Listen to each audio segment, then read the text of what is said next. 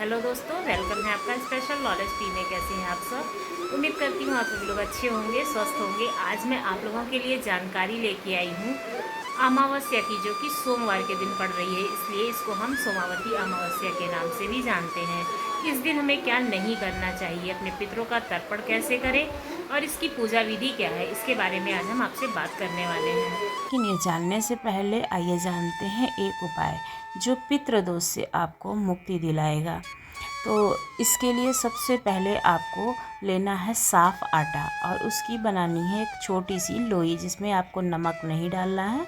सादे आटे की लोई तैयार कर लेनी है और फिर इसके बाद में अपने मन में कामना रखते हुए 2 दीपक तैयार करने हैं आटे के ही। और हमेशा भगवान का स्मरण करते रहिए आप, भगवान शंकर का।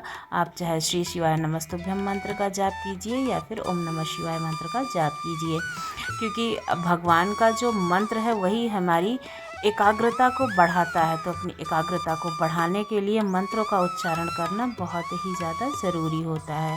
तो इसके लिए आपको 2 ठो दीपक रखना है, जैसा कि मैंने बताया आटे की लोई का। और एक में आपको रखना है लंबी बत्ती और एक में गोल बत्ती। लंबी बत्ती पितरों के नाम की होती है और गोल बत्ती हमारे महादेव के नाम की होती है।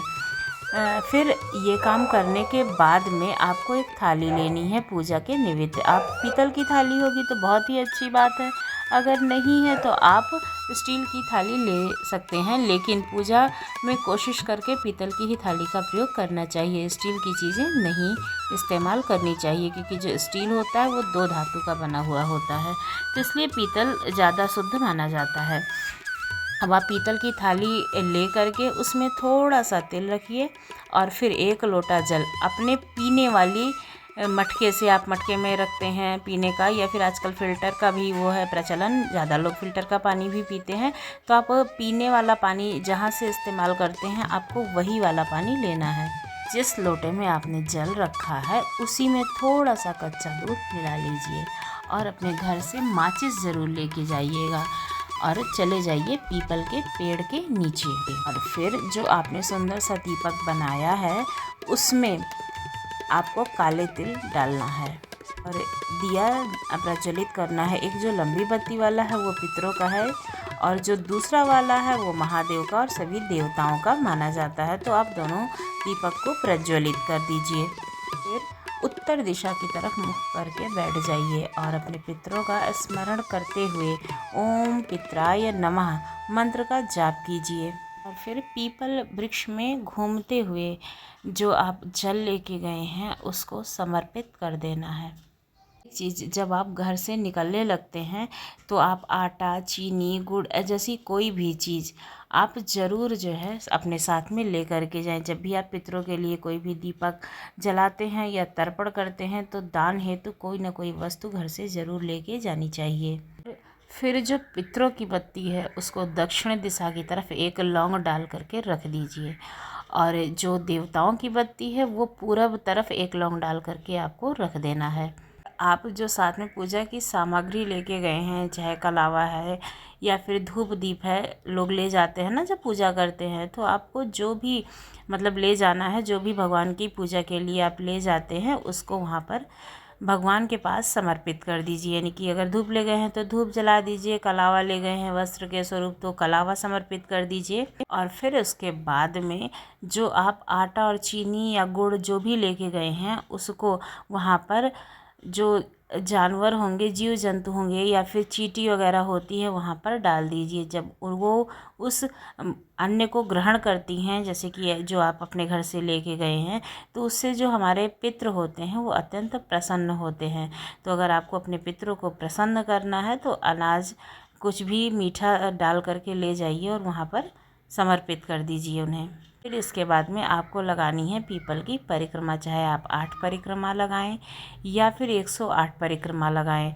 आपकी जैसी शक्ति हो, जैसी भक्ति हो, आप वैसा ही परिक्रमा लगा सकते हैं।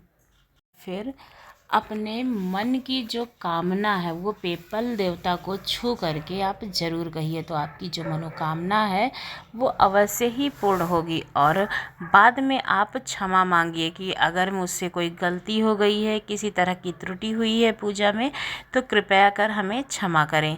इस तरह से मन में भाव रखकर पीपल देवता की पूजा कीजिए।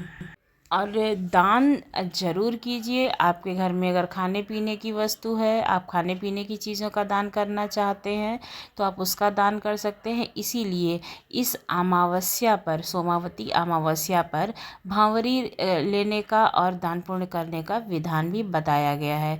इस दिन हमें गंगा जल से स्नान करना चाहिए। अगर हम गंगा जी के पास नहीं जा सकते, हमारे घर के आसपास कोई नदी नहीं है, तो अपने घर के जल में भी गंगा जल डाल करके हम स्नान कर सकते हैं। तो इस तरह से आप को स्नान करने की ये विधि है। और फिर आपको दान पुण्य भी ज़रूर करना चाहिए, चाहे आप सोना चांदी कर सकते हैं, बर्तन कर सकते हैं, जो भी आप कर सकते हैं, आप उसका दान अवश्य करें इस दिन। इससे पितृ जो हमारे हैं वो प्रसन्न होते हैं और हमारे जो मन की कामना होती है वो पूर्ण हो जाती है।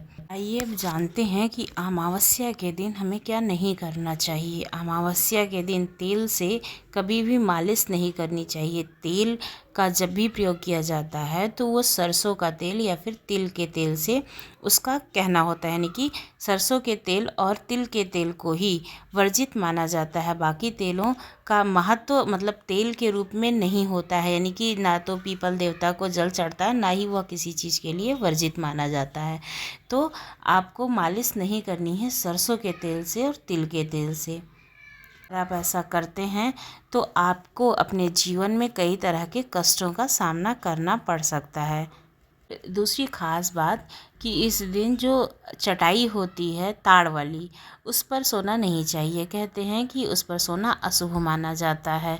अमावस्या के दिन लहसुन प्याज जैसी तामसिक चीज़ों का भी प्रयोग नहीं करना चाहिए। और इस दिन दाढ़ी बाल बनाना, नाखून काटना, इन सब चीज़ों को भी जो करना वर्जित माना जाता है, तो ये सब भी काम नहीं करने चाहिए अमावस्या के दिन। अमावस्या पर घर में पितरों की कृपा पाने के लिए घर में कलह का माहौल बिल्कुल नहीं करना चाहिए। लड़ाई झगड़े और वाद विवाद से बचना चाहिए। इस दिन कड़वे वचन तो बिल्कुल भी नहीं बोलने चाहिए। अगर आप अमावस्या का व्रत करते हैं तो श्रृंगार करने से बचे, सादगी अपनाएं। अमावस्या की रात किसी भी तरह के सुनसान जगह यानी कि शमशान घाट वगैरह पर नहीं जाना चाहिए, जहाँ पर भी मतलब मुर्दे जलाए जाते हैं या फिर वहाँ पर कब्र होती है, तो ऐसी किसी भी जगह पर नहीं जाना चाहिए। वहीं शास्त्रों के मुताबिक अमावस्या के दिन भूल कर भी लोहे का सामान, जूता चप्पल, जो भी शनि को प्रभावित करती हैं, वो सारी चीज़ें घर में नहीं खरीदनी चाहिए।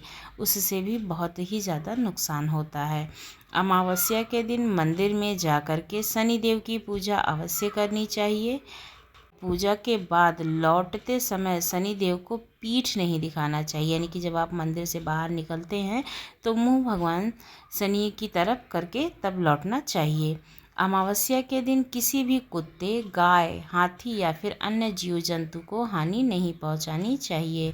यदि आप ऐसा करते हैं तो आपको शनि देव की नाराज़गी का सामना करना पड़ सकता है।